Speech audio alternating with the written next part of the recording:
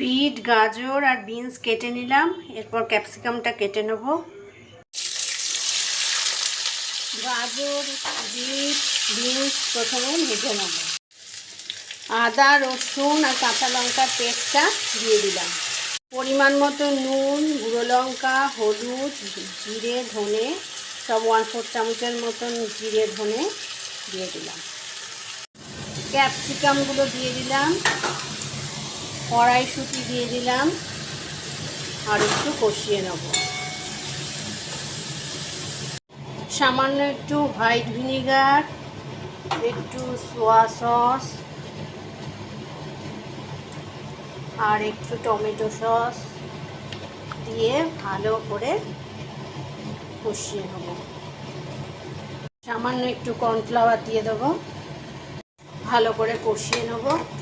1 বাটি ময়দা, হাফ বাটি কর্নফ্লাওয়ার আর সামান্য একটু একটু কুকিং সোডা সামান্য একটু দিয়ে ভালো করে মিশিয়ে নেব। চাটুর মধ্যে একটু অয়েল ব্রাশ করে নেব। তারপর ব্যাটারটা ছড়িয়ে দেব।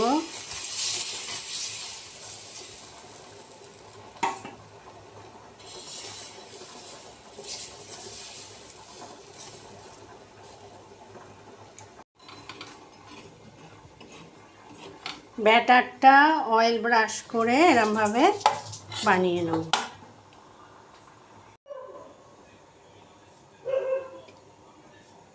সিটগুলো বানিয়ে নিয়ে এরম ভেতরে পুরটা দিয়ে এরম রোল করে নেব।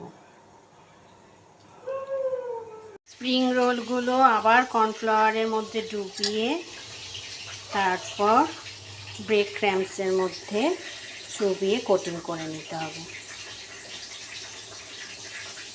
তারপর ছাঁকা তেলে ফ্রাই করে নিতে হবে। হয়ে গেল ভেজিটেবল স্প্রিং রোল। কিছুটা এই শেপেও বানিয়েছি, আবার এই শেপেও বানিয়েছি। আর গন্ধরাজ লেবু দিয়ে খেয়ে নাও, ফাটাফাটি।